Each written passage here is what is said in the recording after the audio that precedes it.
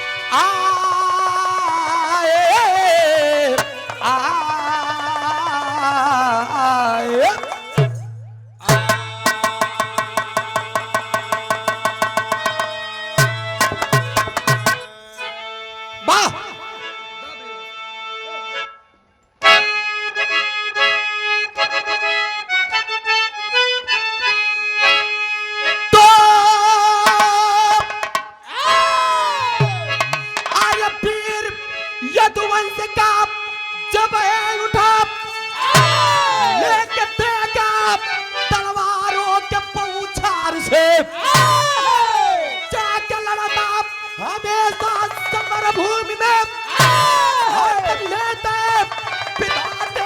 तलवार से भूमि में लड़ते रणभंगा सदा के जीवन में बनते थे उनके फरिश्ते वो सब जो गया ना आएगा दोबारा बरछी भाला तलवारों से जुड़ते थे रिश्ते।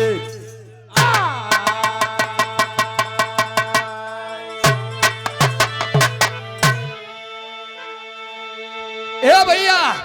वो समय जो गया अब न आएगा दोबारा बरछी भाला तलवारों से जुड़ते थे रिश्ते। पहले के जमाना में बियाह होए ना तो जंघा के दम अजमा बजात रहा देगा तलवार के लड़ाई होए मर्द जे करे अंदर मर्दानगी रहे बेनी भैया वह दुल्हन पावे ऐसे ने एक बिरहा के हम शुरुआत करत हई। ए भैया पीर लोरी देखा यादव कहानी बा वीर लोरी की प्रेमिका बहुत नाम सुने हो आप लोग लेकिन एक प्रेमिका जो ने प्रेमिका के नाम चनवा गोरी थी वास्तव में गोरी थी गोरी चमड़ी के एकदम कटीला बदन पातर के एकदम गोर बढ़िया एकदम आमे के फांकी जैसे आए सुराहीदार गर्दन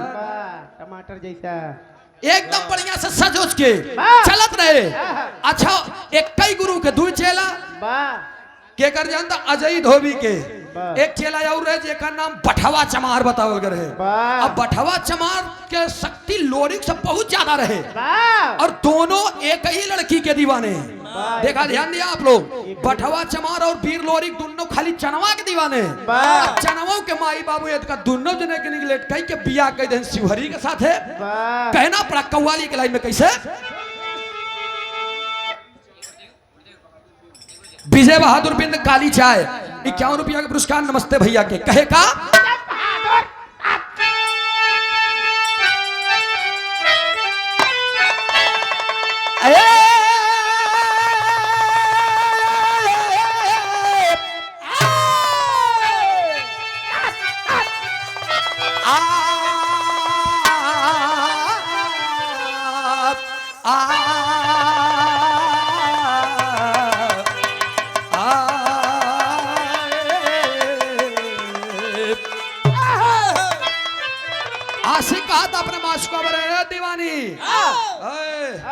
तुमने मेरे दिल से ऐसा खेला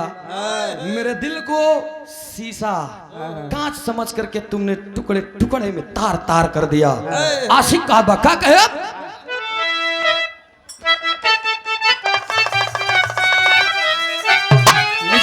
अरे तोड़ दिया दिल जाने क्या शीशा अरे तोड़ दिया दिल जान के शीशा अरे मीठा चला के खंजर अरे मीठा चला के अंदर, नजरों में तेरे जानम है प्यार का समंदर, नजरों में तेरे जानम है प्यार का।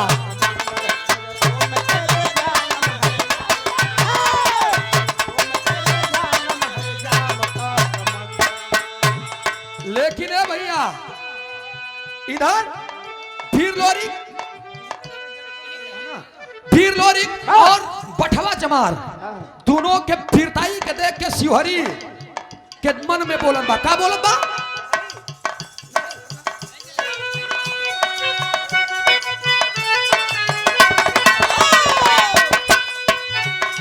अरे बठवा बोले, अरे वीर लोरी से, अरे बनेगा कैसे सिकंदर, अरे बनेगा कैसे सिकंदर, मिलाल पंजल में बना के छोड़ू बंदर, मिलाल पंजल में बना के छोड़ू।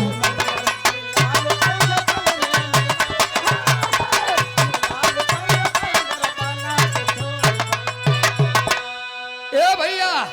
आप तनी कहानी पे ध्यान दा। ज्यादा अलग हो हारमोनियम से। और ये बतावत है राजिंदर बिंद प्रधान बीडीसी प्रत्याशी उमापुर से 101 रुपया का पुरस्कार। नमस्ते बा प्रणाम बा आशीर्वाद दे, हम बच्चे कला में कामयाब रहे, जहां रहे खुश रहे आबाद रहे। ए भैया वीर लोरी पठवा के हटा के और चनवा के बिया शिवहरी से कह दे। और जब शिवहरी से कह दे तो शिवहरी तो लाई के दुल्हीन बेनी भैया शिवहरी लाई जाए का करबा ना बाजी, शिवहरी लाई के दुल्हीन और ले जाने के बाद 3 दिन बीत गया, दुल्हन के पास नहीं गया। 4 दिन 5 दिन 6 दिन बीता, 7वें दिन चनवा खुद जा करके शिवहरी से कहने लगी कि ए जी हमरे अंदर कौन कमी बा जौन तू हमरे लगे उत्या नहीं। शिवहरी बोला नहीं, और जब शिवहरी नहीं बोला 8 दिन बीत गया, 9वें दिन लेकर के भोजन का थाल सजा करके जाती है चनवा और शिवहरी से कहती है स्वामी अगर आपको मैं नहीं पसंद हूं तो साफ बयां कर दीजिए। लेकिन शिवहरी कैसे बताई दे कि ये चनवा हमारे बस के बातें नहीं बतो कर रख पाओ। मतलब जानता है शिवहरी नपुंसक रहे। आई बात के चनवा के आभास 9 दिन के बाद भवा, तब चनवा जान गए कि ओ माय गॉड ये तो हिजड़ा है, इसका नेटवर्क फेल है, ये तो नपुंसक है, शादी मेरी गलत जगह हो गई। अब चनवा इतना सुना तो 9वें दिन सवेरे सवेरे भोरारिया के बेला में 4 बजे लेकर के बोरिया बिस्तर अपन चल दे। और जब चल दे तो वही समय सवेरे सवेरे पठवा चमार दंड बैठक करत रहे। 5001 5002 5003 एकदम भाजे पड़ा बा। तब तक अच्छा भोरहिया में जब चनवा के पायल के आवाज सुनान छमक छमक छमक छमक, बठवा कहे कि सवेरे सवेरे दुल्हीन ये कैसे। अच्छा प्यार का एक अलग खुशबू भी होता है बेनी भैया। और जब पलट के देखे तो कहे ओहो ये तो चनवा या हमारे बचपन के प्रेमिका।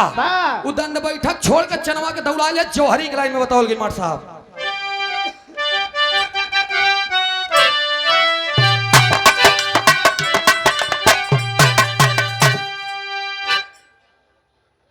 खड़ा हो के खिंचाए ले, अगर खिंचावता तो बैठ के खिंचू बा बनाल भैया। हेलो बताए कैसे मार साहब आवा खिंचा भैया आओ। इधर जो दक्षिण तरफ पे आप लोग खड़े हैं आप लोग बैठ जाइए, नहीं तो प्रशासन आप लोगों के साथ किसी तरीके का दुर्व्यवहार कर देगा तो आप लोग मत कहिएगा। जाइदा आवा कहे का के मार साहब।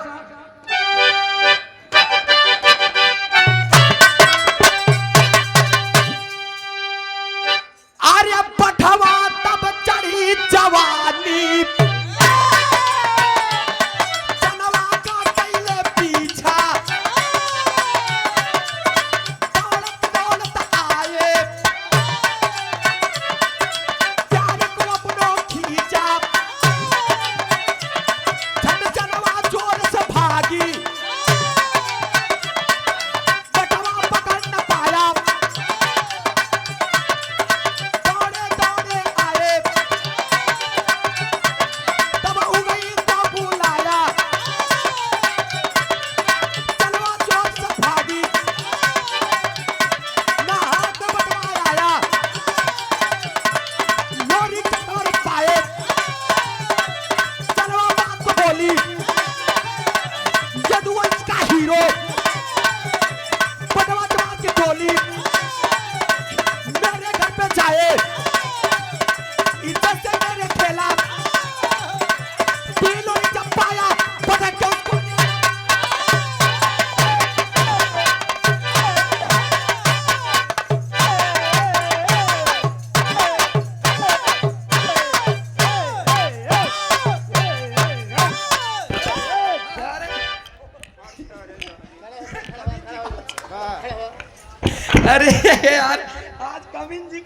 वाह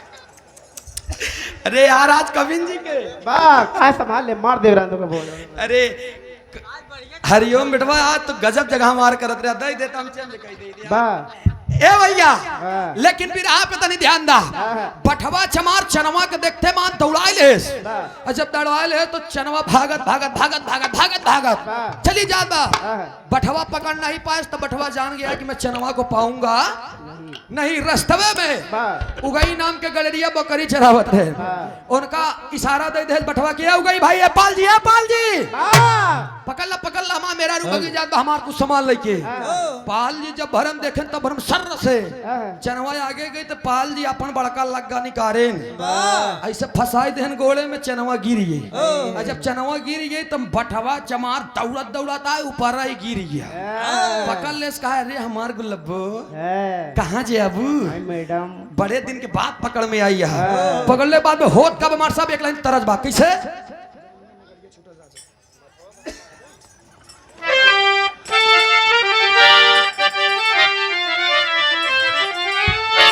यह गीत के लाइन बा एक बाबू रामदेव उस्ताद गावत रहन वीर रस के माहिर खिलाड़ी कैसे कहे अरे झूलनिया के गुजवा अरे झूलनिया के गुजवा अरे टूटल ए राजा जवानिया में गरिया छूटल ये राजा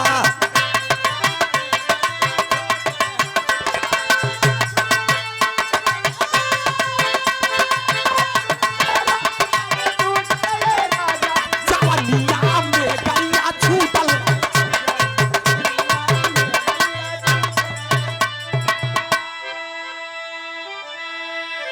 और ये आदरणीय आप समाने से उग्रसेन यादव प्रधान सोंगरा की धरती से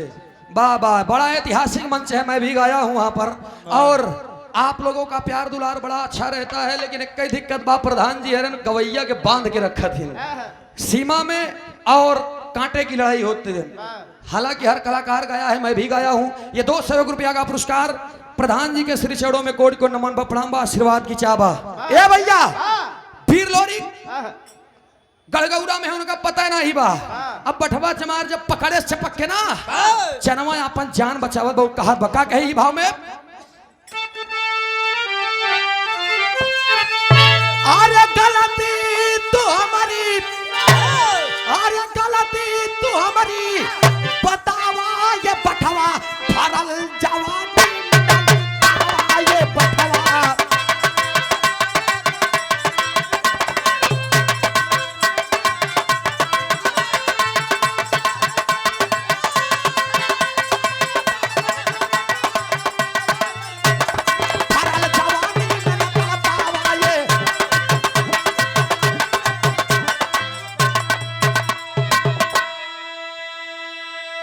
हरिलाल यादव प्रधान ग्राम पंचायत ताजुद्दीनपुर विकास खंड मछली शहर जनपद जौनपुर से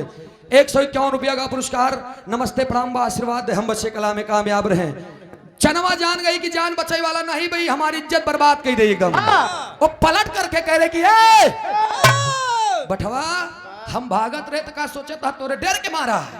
ना मैं आजमा रही थी कि देखती हूँ बचपन से तुमने मुझे प्यार किया था हमार सदियों वही ही रही देखिए अब तू हमसे प्यार करा था कि नहीं लेकिन तुम मुझसे प्यार करते हो और मैं भी आपसे प्यार करती कहनो अगर ऐसी बात है तो चला हवा हम लोग रासलीला अपन करी प्रेम करा जाए अरे चनवा का सुनाए आज आज व्रत आई हम हमार व्रत तोड़बे तब तो कुछ काम होई तब चनवा से बठवा का एक व्रत कैसे टूटी चनवा बताओ देखा दिमाग लगाओ बा कैसे बताए अंतरे में अमर शंकर अच्छा मणि शंकर कहां से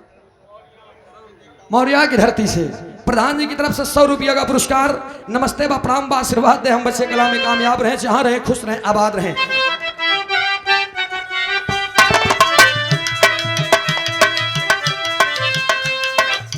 बगली में बनवा रहे जहां लेके आई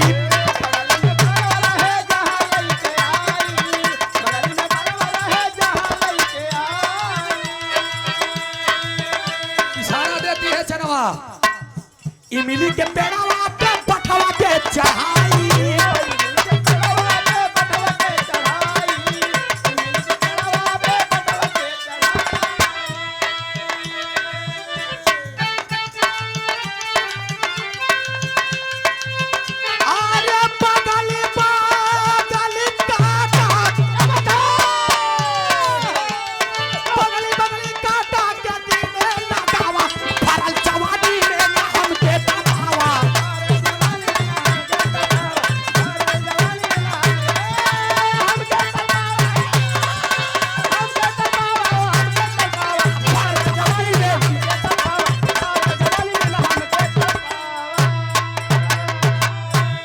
राजा यादव की तरफ से 51 रुपया का पुरस्कार भैया के नमस्ते बा। या भैया चनवा ले जाए के बगली जंगल में एक ही पेड़े पे चढ़ाई दे काहे इमली तोड़ के गिराई तब हम खाई ले व्रत हमार टूट जाए हम दोनों जने प्रेम करी करी अब बठवा एकदम पागल हो गया कि प्रेम करी चढ़ गया पेड़े पे 100 मील लंबा के पेड़ रहा चढ़ गया और जब चढ़ गया तब जनवा दिमाग लगा इस लैया के कांटा कूटी इधर से जौन कटा फूटा रहे ना पेड़ ओढ़ लैया के पेड़े को ओरे ओरे लगाई दे और जब ओरे ओरे लगाई दे तो कहा बाबा उतरा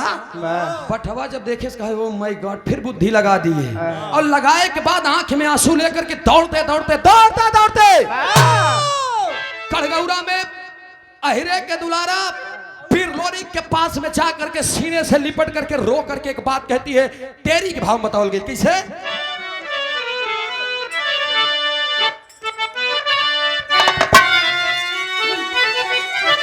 रो रो करके चनवा बता रही है कि वीर लोरी तुम्हारे जैसे अहिर वंश में वीर योद्धा जन्मते हुए भी चनवा के डोला चमारे के घरे जाई वीर लोरी कहे क्या बात है रोने लगी चनवा और कहते हैं आज रास्ते में अगर भगवान ने साथ ना दिया होता तो मेरी इज्जत को तार तार कर देता बठवा आई है बात वीर लोरी के दिल में लगे कहा वीर लोरी का कहे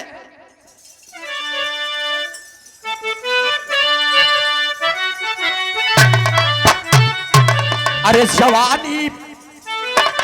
जंग ज्वाला बन गई अरे जवानी जंग ज्वाला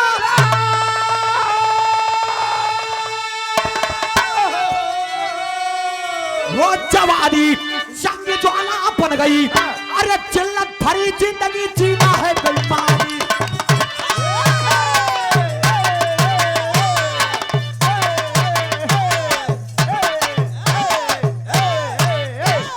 पारी क्या है लोहरा जिल्लत भरी जिंदगी जीना है बेईमानी जवानी जंगी ज्वाला बन गई ए भैया वीर लोरी ले करके पत्र लिख करके भेज दिया और कहता है बठवा तुमने मेरे आबरू पर हाथ लगाया है हमार तोहार युद्ध हो जानत है वीर लोरी की एक कई गुरु के दोनों जने चेला है अब जब युद्ध के मैदान में दोनों लोगों के बात छिड़ गई और जब दोनों लोग आमने सामने होते हैं ना जाए लागे जब समर भूमि में तब अजय धोबी के मेहरारू गुरु माता वीर लोरी से कहन की लोरी या लोरी पठवा से लड़ाई लड़े तो जात हवा बचवा लेकिन ध्यान दिया तो से बहुत ज्यादा शक्तिशाली बा और वरदान मिला है उसे किसी सती के हाथ से उसकी मृत्यु होगी कहन माई तब कहन बस याद रखा तू कि उसकी मृत्यु सती औरत के हाथ से होगी चल दिया वीर लोरी जाता है समर भूमि में लड़ाई लड़ता है पंजा मिलान पकड़ के पंजा फेंक दे बठवाल धनगट धनगट धनगट धनगट आए के गुरु माता के चेड़ों में वीर लोरी जब मूड़ी ऊपर करन देखें तो गुरु माता कह रहे ना बठवा चमार तो सी ज्यादा पहलवान बा लोरी कहला माई कहन हमारी इज्जत बचावा कैसे करी कहन सुना वह पान रखा बा जितना मन हो उतना खाए ला खाए बाद में गचगचाई ले एकदम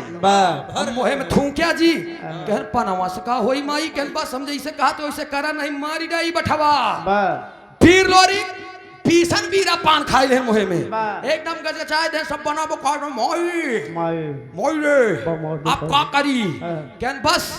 ओकर ध्यान भटकाई के पिठाई पे ओकरे थूक दिया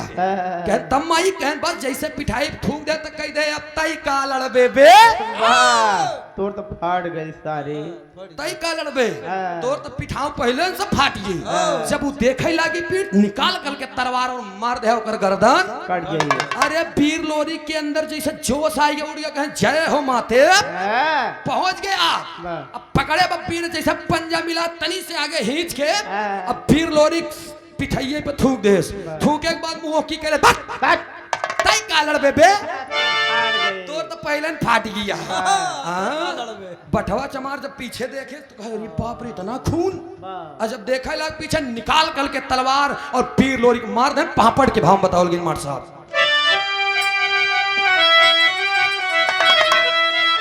डॉक्टर फतेह बहादुर यादव अध्यक्ष रोजगार सेवक संघ मछली शहर ब्लॉक 100 रुपया का पुरस्कार भैया के नमस्ते बा प्रणाम बा आशीर्वाद की चाबा कहे काम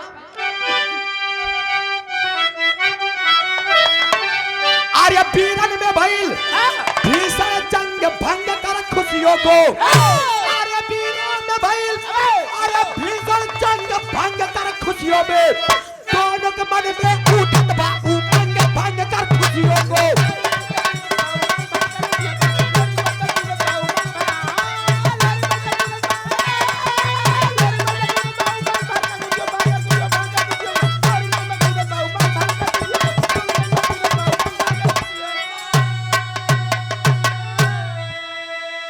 लोरी दोनों के मन में उठल बा उमंग भंग कर खुशियों को अरे गुरु माता बुद्धि दिहली लोरी के बता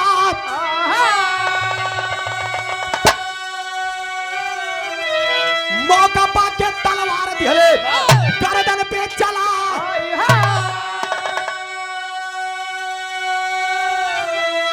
अरे कटा है गर्दन उड़त बंगा ढंग भंग कर खुशियों को ढंग भंग कर खुशियों को दोनों के मन में उठे बाबू भंग कर खुशियों को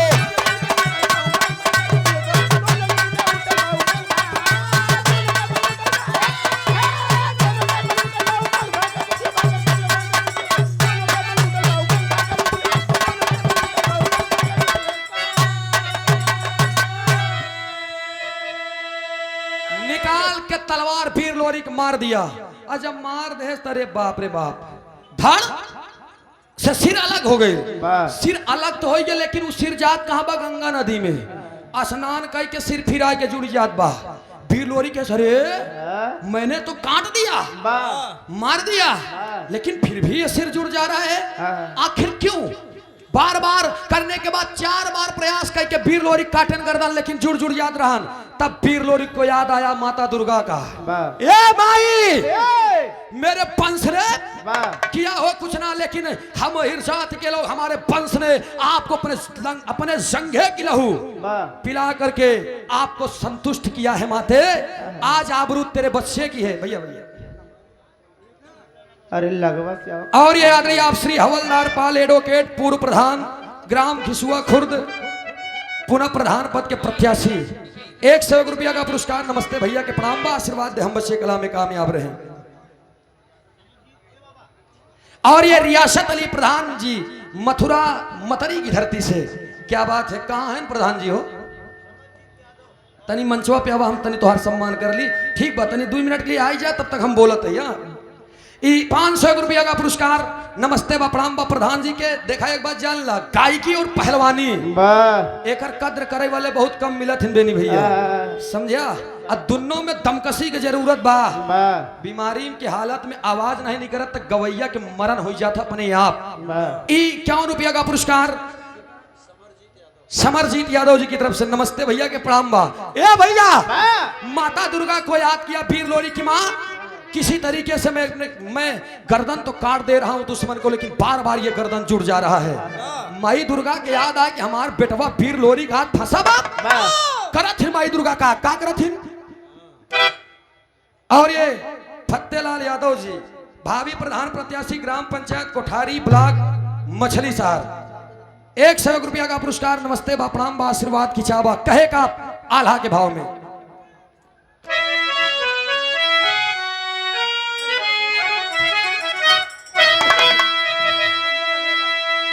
आए हाय आहा ओ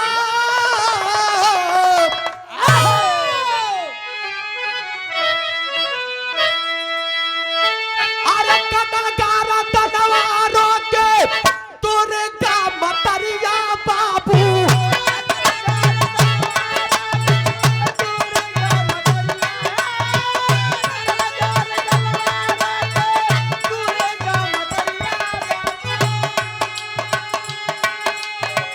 लाता वैसे देली अपने सिरवा के बाबा लाता वैसे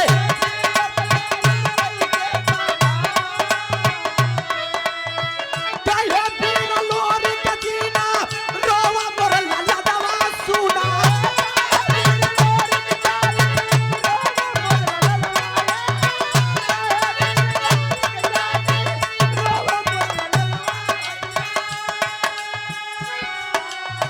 तू भवा से दे भाई तो के पल में हम यूं पार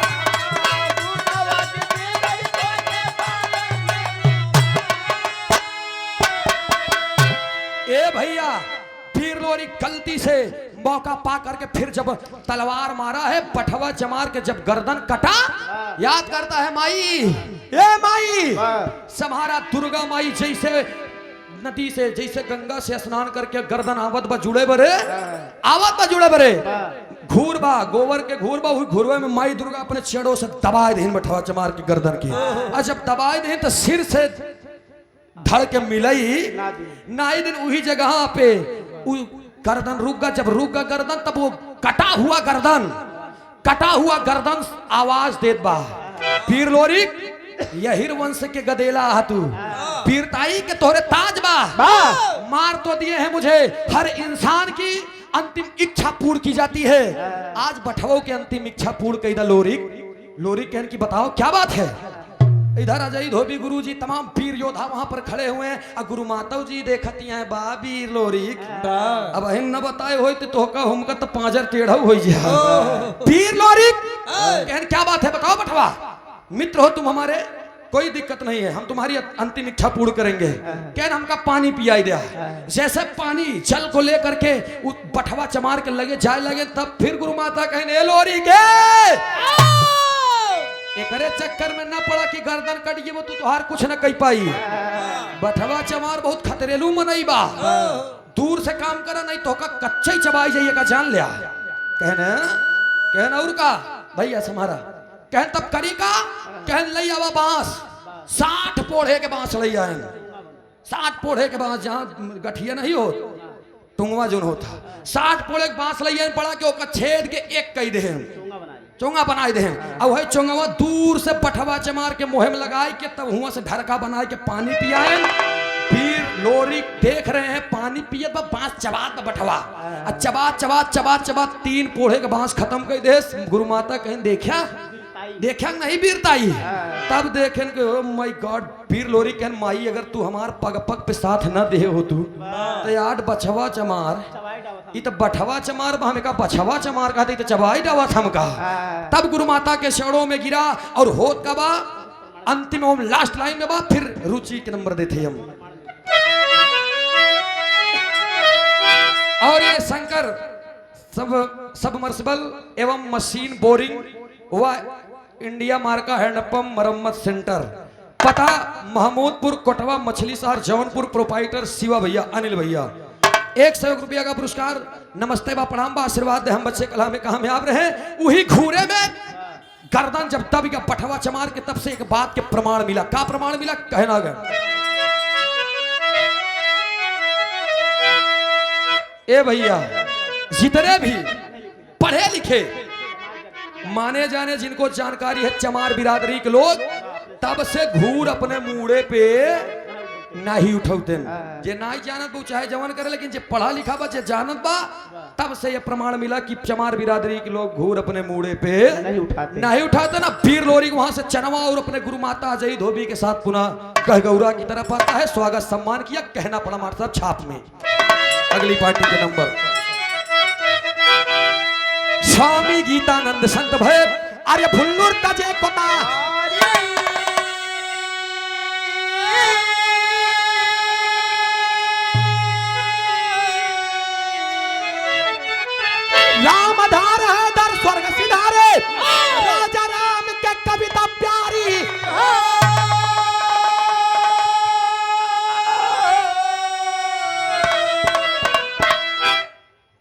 जवानी जंगीला बन गई, अरे जवानी जंगी ज्वार,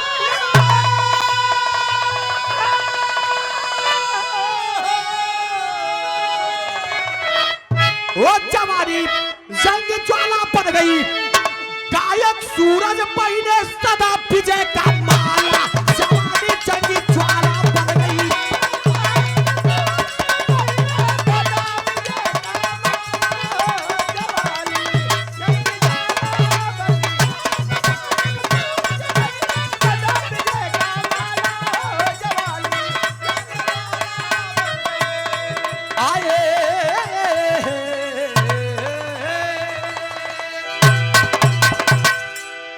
बाबा के नाम पे भी रहा सुनाई दे। अब आप लोग रुचि बुचि से नंबर ला। और ये हरीलाल यादव प्रधान, ग्राम पंचायत ताजुद्दीनपुर, विकास खंड मछली